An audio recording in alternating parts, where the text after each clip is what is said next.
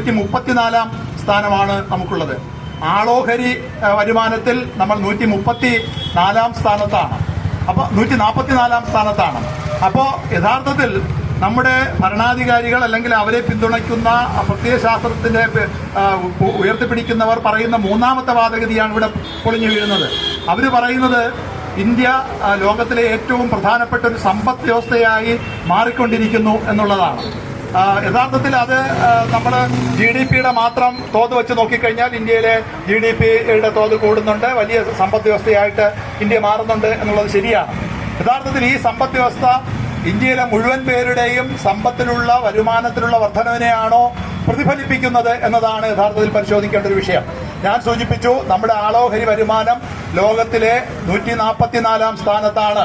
അപ്പോൾ സമ്പദ് വ്യവസ്ഥയിൽ നമ്മൾ 3-ാം സ്ഥാനത്തോ 4-ാം സ്ഥാനത്തോ 5-ാം സ്ഥാനത്തോ ഒക്കെ നിൽക്കുമ്പോൾ തന്നെ 144 സ്ഥാനമാണ് നമുക്ക് ആളോഹരി വരുമാനത്തിലുള്ളതെങ്കിൽ അതെന്താണ് സൂചിപ്പിക്കുന്നത്? അത് സൂചിപ്പിക്കുന്നത് മറ്റൊന്നുമല്ല, ഇന്ത്യയിലെ ബഹുഭൂരിപക്ഷം പേരുടെയും പ്രതിശീർഷ വരുമാനമെന്നത് വളരെ തുച്ഛമാണ്. ചെറിയൊരു ന്യൂനപക്ഷത്തിന്റെ മാത്രം വരുമാനം വളരെ ഉയർന്നതാണ്. അതാണ് ആളോഹരി വരുമാനം കുറഞ്ഞിരിക്കുകയും മൊത്തം വരുമാനം കൂടുകയും ചെയ്യുക എന്ന സവിശേഷത ആ പ്രതിഭാസം നമ്മളോട് പറയുന്നത്. അപ്പോൾ ഇന്ത്യയിലെ ഏകദേശം 80കളുടെ തുടക്കത്തിലൊക്കെ ഏറ്റവും ഉയർന്ന സമ്പന്നരായിട്ടുള്ള 1% ആൾക്കാരുടെ കയ്യിൽ ആകെ സമ്പത്തിന്റെ ഒരു 6%, 7% വരെയൊക്കെയാണ് ഉണ്ടായിരുന്നതെങ്കിൽ ഇന്ന് ഏറ്റവും സമ്പന്നരായിട്ടുള്ള 1% ആൾക്കാരുടെ കയ്യിൽ ആകെ സമ്പത്തിന്റെ 70% വരെ കുമിഞ്ഞുകൂടുന്ന തരത്തിലേക്കാണ്. ഏറ്റവും താഴെത്തട്ടിലുള്ള 50% പേരുടെ കയ്യിൽ രാജ്യത്തെ ആകെ സമ്പത്തിന്റെ 3% മാത്രമുള്ള സ്ഥിതിയിലാണ്. അതിൽ തന്നെ നമ്മളിനി ഏറ്റവും താഴെത്തട്ടിലുള്ള 10% പേർ, ദരിദ്രരായിട്ടുള്ള 10%, 20% ഒക്കെ പേരെ എടുത്ത് നോക്കിക്കഴിഞ്ഞാൽ അവർക്ക് ദശാംശം സ്ഥാനങ്ങളിൽ മാത്രം പറയാൻ പറ്റുന്ന സമ്പത്ത് മാത്രമുള്ള സ്ഥിതിയിലേക്കാണ് നമ്മൾ എത്തിക്കൊണ്ടിരിക്കുന്നത്. അപ്പോൾ രാജ്യം എവിടേക്കാണ് എത്തി നിൽക്കുന്നത് എന്നത് നമുക്ക് കൃത്യമായി മനസ്സിലാക്കാൻ പറ്റുന്ന തരത്തിലേക്കാണ്. രാജ്യത്തിലെ സ്വാതന്ത്ര്യം അപകടപ്പെടുന്നു, മതേതരത്വം അപകടപ്പെടുന്നു, നമ്മുടെ സമത്വം എന്ന് പറയുന്നത് പൂർണ്ണമായിട്ടും ഇല്ലാതാക്കും വിധത്തിൽ അസമത്വം നിറഞ്ഞ എല്ലാ തരത്തിലുള്ള സാമ്പത്തിക അസമത്വം ഉൾപ്പെടെയുള്ള എല്ലാത്തരം അസമത്വവും നിറഞ്ഞ ഒരു സമൂഹമായിട്ട് നമ്മൾ മാറിക്കൊണ്ടിരിക്കുന്നു. ഭരണഘടന വിഭാവനം ചെയ്യുന്ന നമുക്ക് യഥാർത്ഥത്തിൽ ജനാധിപത്യത്തിന്റെ ശക്തി സ്രോതസ്സുകൾ എന്ന് നമ്മൾ പറയാറുള്ള 4 പില്ലറുകൾ നമ്മൾ പറയാറുണ്ടല്ലോ. അത് ആ 4 പില്ലറുകളും, അത് ജുഡീഷ്യറി ആയിരുന്നാലും എക്സിക്യൂട്ടീവ് ആയിരുന്നാലും അതുപോലെ നിയമനിർമ്മാണ സഭകളായിരുന്നാലും അതുപോലെ മാധ്യമങ്ങളായിരുന്നാലും എല്ലാം അതിന്റെ ഏറ്റവും അവജയത്തിന്റെ അങ്ങേയറ്റത്തെ കാലഘട്ടത്തിൽ എത്തി നിൽക്കുന്ന ഒരു സമയത്താണ് നമ്മൾ എത്തി നിൽക്കുന്നത്. മുമ്പൊക്കെ നമുക്ക് ജുഡീഷ്യറിയിലാണ് മറ്റെല്ലാം പിന്നോട്ട് പോകുമ്പോഴും ഇന്ത്യയുടെ മൊത്തം ഭരണത്തിലാണെങ്കിലും ഇന്ത്യക്കകത്തുള്ള സംസ്ഥാനങ്ങളുടെ ആണെങ്കിലും ഭരണങ്ങൾ താഴോട്ട് പോകുമ്പോഴേക്കും അവിടുത്തെ നിയമനിർമ്മാണ സഭയോ അവിടുത്തെ എക്സിക്യൂട്ടീവോ അവിടുത്തെ മാധ്യമങ്ങൾ പോലുമോ പിന്നോട്ട് പോകുമ്പോഴും നമുക്ക് ജുഡീഷ്യറിയിലാണ് പ്രത്യാശ ഉണ്ടായിരുന്നതെങ്കിൽ ഇന്ന് ജുഡീഷ്യറിയാണ് ഏറ്റവും നമുക്ക് പ്രത്യാശയില്ലാത്തൊരു വിഭാഗമായി മാറിക്കൊണ്ടിരിക്കുന്നത്. ജുഡീഷ്യറി ഈ സനാതന ധർമ്മമാണ്, ഇന്ത്യയുടെ ഒരു പ്രധാനപ്പെട്ട ധർമ്മവ്യവസ്ഥ. നമ്മൾ വർണ്ണ വ്യവസ്ഥ എന്ന് പറയുന്നത് മനുഷ്യന്റെ ഏറ്റവും മികച്ചതിനെ പ്രതിഫലിപ്പിക്കുന്ന ഒന്നായിരുന്നു എന്ന തരത്തിൽ വർണ്ണാശ്രമ ധർമ്മത്തിനെയും സനാതന ധർമ്മത്തിനെയും ജാതി വ്യവസ്ഥയെയും എല്ലാം പിന്തുണയ്ക്കുന്ന തരത്തിലേക്ക് നമ്മുടെ ജുഡീഷ്യറി ഉൾപ്പെടെയുള്ളത്, നമ്മുടെ കോടതികളിൽ നടക്കുന്ന പല വിധി പ്രസ്താവങ്ങളും പൂർണ്ണമായും ഹൈന്ദവതയെ പിന്തുണയ്ക്കുന്ന തരത്തിലേക്ക് മാറിക്കഴിഞ്ഞ ഒരു കാലഘട്ടത്തിലാണ് നമ്മൾ ജീവിച്ചുകൊണ്ടിരിക്കുന്നത്. നിയമനിർമ്മാണ സഭകളിലാണെങ്കിൽ ഒരു തരത്തിലുള്ള ചർച്ചകളും കൂടാതെ ബില്ലുകൾ പാസ്സാക്കുകയാണ്. നമുക്കറിയാം, സബ്ജക്ട് കമ്മിറ്റികൾ എന്നും സ്റ്റാൻഡിംഗ് കമ്മിറ്റികൾ എന്നൊക്കെ പേരിൽ നിയമനിർമ്മാണ സഭകളിൽ ഈ ബില്ലുകൾ ഉണ്ടാക്കി കഴിഞ്ഞാൽ അത് പരിശോധിക്കുന്നതിന് വേണ്ടിയിട്ട് ഉപസമിതികളുണ്ട്. എന്നാൽ കഴിഞ്ഞ ഒരു 8-10 വർഷക്കാലത്തിനിടയിൽ ഇത്തരം സമിതികളിൽ ഉപസമിതികളിൽ പരിശോധനയ്ക്ക് വിടുന്ന ബില്ലുകളുടെ എണ്ണം കുറഞ്ഞ് കേവലം 2%, 3% ഒക്കെയായി മാറിക്കൊണ്ടിരിക്കുന്ന കാലഘട്ടത്തിലാണ്. ബജറ്റ് പോലും ചർച്ച കൂടാതെ പാസാക്കുന്ന ഒരു പാർലമെന്റായി ഇന്ത്യൻ പാർലമെന്റ് മാറിക്കൊണ്ടിരിക്കുന്ന ഒരു കാലഘട്ടത്തിലാണ് നമ്മൾ ജീവിച്ചുകൊണ്ടിരിക്കുന്നത്. ഇപ്പൊ നമുക്ക് ഏറ്റവും അടുത്ത ദിവസം നമ്മൾ കാണുകയുണ്ടായി, നമ്മുടെ ഏറ്റവും ഉന്നതമായ വിദ്യാഭ്യാസ സ്ഥാപനം എന്ന് നമ്മൾ വിശ്വസിച്ചിരുന്ന IIT-യുടെ ഡയറക്ടർമാരുൾപ്പെടെയുള്ളവർ ഗോമൂത്രം കുടിച്ചപ്പോൾ അദ്ദേഹത്തിന് പനി മാറി എന്നും ചുമ മാറി എന്നും കഫക്കെട്ട് മാറി എന്നും അതുകൊണ്ട് ഗോമൂത്രം ഏറ്റവും മികച്ച ഒരു ഔഷധമാണ് എന്നും അതിന്മേല് ഗവേഷണം നടക്കേണ്ടതുണ്ടെന്നും അത് എല്ലാ മനുഷ്യരും ഉപയോഗിക്കേണ്ടതെന്നുള്ള തരത്തിൽ പറയുന്നത് സാധാരണ മനുഷ്യരല്ല. ഭരണാധികാരികൾ അതിനു മുമ്പ് തന്നെ പറഞ്ഞു. ഭരണാധികാരികൾ ഒരുപക്ഷെ അക്കാഡമിഷ്യൻസ് അല്ല എന്ന തരത്തിൽ നമുക്ക് വേണമെങ്കിൽ അവരെ വിമർശിച്ച് നമുക്ക് നിർത്താൻ കഴിയും.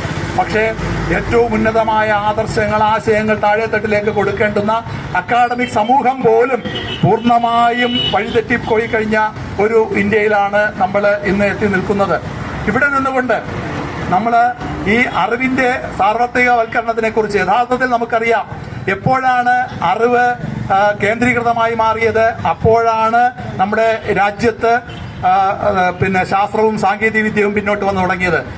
ഹാരപ്പൻ സംസ്കാര കാലമാണ് ഒരുപക്ഷെ ഇന്ത്യയുടെ ചരിത്രത്തിന്റെ തുടക്കമെന്ന് നമുക്ക് പറയാമെങ്കിൽ അവിടുന്ന് തുടങ്ങിയിട്ട് ഇങ്ങോട്ട് പുരോഗതി അല്ല യഥാർത്ഥത്തിൽ നമുക്ക് ശാസ്ത്രത്തിലും സാങ്കേതിക വിദ്യയിലും ഉണ്ടായി വന്നത്.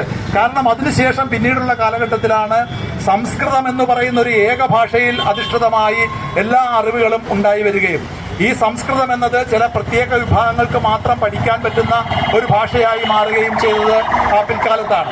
അതിനുശേഷമുള്ള കാലത്ത് ബഹുഭൂരിപക്ഷം വരുന്ന സാമാന്യ ജനത്തിന് അറിവ് എന്ന് പറയുന്നത് ഒരു കിട്ടാക്കനിയായി മാറിയപ്പോൾ സ്വാഭാവികമായിട്ടും നമ്മുടെ രാജ്യത്ത് അറിവിന്റെ മേഖലയിലുണ്ടായ ശാസ്ത്ര സാങ്കേതിക രംഗത്ത് വരെ ഉണ്ടായ പുരോഗതി താഴോട്ട് പോയി.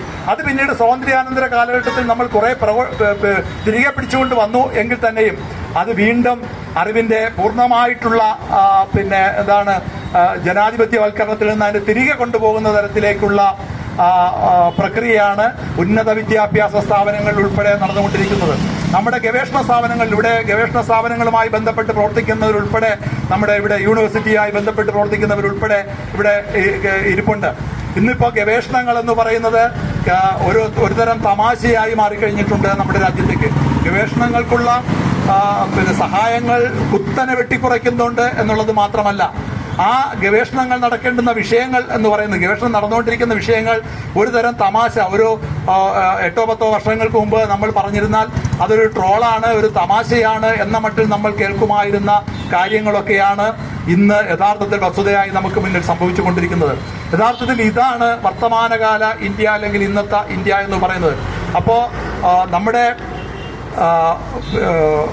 സ്വാതന്ത്ര്യ സമര കാലഘട്ടത്തിൽ, ദേശീയ പ്രസ്ഥാനത്തിന്റെ കാലഘട്ടത്തിൽ അന്നത്തെ ത്യാഗനിർഭരമായിട്ടുള്ള ജീവിതം നയിച്ചിരുന്ന മഹാന്മാരായിട്ടുള്ള മനുഷ്യർ ഏതൊക്കെ ആശയം കണ്ടുകൊണ്ടാണോ സ്വാതന്ത്ര്യത്തിന് വേണ്ടി പൊരുതിയത്, ഏതൊക്കെ ആശയങ്ങളെ മുൻകണ്ടുകൊണ്ടാണോ അവർ നമ്മുടെ ഭരണഘടന ഉണ്ടാക്കിയത്, ആ ആശയങ്ങളെയെല്ലാം അട്ടിമറിച്ചുകൊണ്ട് ഭരണഘടന തന്നെ ഇത് വൈദേശികമാണ്, ഇത് മാറ്റേണ്ടതാണ്, ഇവിടെ മനുസ്മൃതിയാണ് പകരം ഉണ്ടാക്കേണ്ടത് എന്ന തരത്തിലേക്ക് നമ്മുടെ ദേശീയ പതാകയെ പോലും മാറ്റേണ്ടതുണ്ട് എന്ന വാദഗതിയുമായി വരുന്ന ഒരു ഭരണവർഗമാണ് നമ്മുടെ രാജ്യത്ത് ഭരിച്ചുകൊണ്ടിരിക്കുന്നത്. ഈ വർത്തമാനകാല സ്ഥിതിയെ എങ്ങനെയാണ് നമുക്ക് ചെറുത്തു തോൽപ്പിക്കാൻ കഴിയുക? ഇതിനെ ചെറുത്തു തോൽപ്പിക്കുവാൻ എല്ലാ മനുഷ്യരും, അതിനെതിരായിട്ടുള്ള വർഗീയതയ്ക്കെതിരെ സംസാരിക്കുന്ന, ഫാസിസത്തിനെതിരെ ശബ്ദമുയർത്താൻ ആഗ്രഹിക്കുന്ന മുഴുവൻ ജനവിഭാഗങ്ങളെയും, അതിൽ രാഷ്ട്രീയ ഭേദമോ മറ്റോ നോക്കാതെ എല്ലാ വിഭാഗം ജനങ്ങളെയും ഒരുമിച്ച് ചേർത്ത് പിടിച്ചുകൊണ്ട് മാത്രമേ നമുക്ക് ആ പ്രവർത്തനം മുന്നോട്ട് കൊണ്ടുപോകാൻ കഴിയുള്ളൂ. ആ പ്രവർത്തനമാണ് യഥാർത്ഥത്തിൽ ഇന്ന് കേരള ശാസ്ത്ര സാഹിത്യ പരിഷത്ത് പല രൂപത്തിൽ നടത്തിക്കൊണ്ടിരിക്കുന്നത്. കലാജാഥകൾ ആ പ്രവർത്തനത്തിന്റെ ഒരു ഘടകമാണ്. നമ്മൾ കഴിഞ്ഞ കാലങ്ങളിലും ആരാണ് ഇന്ത്യക്കാർ എന്നതുൾപ്പെടെയുള്ള കലാജാഥകൾ മുന്നോട്ട് വെച്ചത് ഈ ആശയമാണ്. ആരാണ് യഥാർത്ഥത്തിൽ ഇന്ത്യക്കാർ? ഞാനിവിടെ നേരത്തെ സൂചിപ്പിച്ച പല ആശയങ്ങളും നമ്മുടെ കലാജാഥകളിൽ പല രൂപത്തിൽ കടന്നു വന്നിട്ടുള്ളതാണ്. യഥാർത്ഥത്തിൽ ഇന്ന് ഈ സനാതന ധർമ്മത്തിന്റെ വക്താക്കളായിട്ടുള്ളവർ സൂചിപ്പിക്കുന്ന ഈ ആർഷഭാരത സംസ്കാരമല്ല ഇന്ത്യയുടെ പ്രധാനപ്പെട്ട സംസ്കാരമെന്നും, ഇന്ത്യക്ക് അതിനു മുമ്പും അതിനുശേഷവും വന്നിട്ടുള്ള അതിസമ്പന്നമായിട്ടുള്ള ഒരു സാംസ്കാരിക പാരമ്പര്യം ഉണ്ട് എന്നുള്ളതും, ഇന്ത്യയുടെ ശാസ്ത്രവും സാങ്കേതിക വിദ്യയും മുരടിച്ചു പോയ കാലഘട്ടം ഏതൊക്കെയാണ് എന്നുള്ളതും അതിനെ പുഷ്ടിപ്പെടുത്തിക്കൊണ്ടുവരുവാൻ അറിവിന്റെ സ്വതന്ത്രവൽക്കരണം ഏതൊക്കെ രൂപത്തിലാണ് നടത്തേണ്ടതെന്നുള്ളതും ഉറക്കെ എവിടെയൊക്കെ പറയാൻ കഴിയുമോ ആ വേദികളിലൊക്കെ പറയുക എന്ന ധർമ്മമാണ് കേരള ശാസ്ത്ര സാഹിത്യ പരിഷത്ത് മറ്റെല്ലാ സഹോദര സംഘടനകളോടും മറ്റെല്ലാ പുരോഗമന പ്രസ്ഥാനങ്ങളോടും ഒപ്പം ചേർന്നുകൊണ്ട് നടത്തിക്കൊണ്ടിരിക്കുന്നത്. ഈ ഈ ഈ ഈ ഒത്തുചേരലിലേക്ക് നമുക്ക് തീർച്ചയായിട്ടും വിദ്യാർത്ഥി സമൂഹത്തെ കൊണ്ടുവരേണ്ടതുണ്ട്, അധ്യാപക സമൂഹത്തെ കൊണ്ടുവരേണ്ടതുണ്ട്, ബഹുജനങ്ങളെ കൊണ്ടുവരേണ്ടതുണ്ട്, രാഷ്ട്രീയ പാർട്ടികളെ കൊണ്ടുവരേണ്ടത്, എല്ലാവരെയും കൊണ്ടുവരേണ്ടതുണ്ട്. അങ്ങനെ ഒരു ഒത്തുചേരലിന്റെ വേദി എന്നുള്ള രൂപത്തിലാണ് നമ്മുടെ കഴക്കൂട്ടം മേഖലയിൽ കടന്നുവരുന്ന ജാഥയുടെ മുന്നോടിയായിട്ടും ഇന്നിവിടെ ഈ സംസാരം സംഘടിപ്പിച്ചിട്ടുള്ളത്. ഞാൻ അധികം ദീർഘിപ്പിക്കുന്നില്ല, സമയം സന്ധ്യ ആയിക്കൊണ്ടിരിക്കുന്നു എന്നുള്ളത് കൊണ്ട് ഞാൻ 20 മിനിറ്റ് സംസാരിക്കണം എന്നാണ് വിചാരിച്ചത്. ഒരല്പം സമയം കടന്നു പോയിട്ടുണ്ട് എന്ന് കരുതുന്നു, അരമണിക്കൂറടുത്തായിട്ടുണ്ട് എന്ന് വിചാരിക്കുന്നു. എങ്കിലും ഇത് കേട്ടിരുന്ന എല്ലാവരോടും നന്ദി പറഞ്ഞുകൊണ്ട് എൻ്റെ വാക്കുകൾ ചുരുക്കുന്നു. നന്ദി, നമസ്കാരം.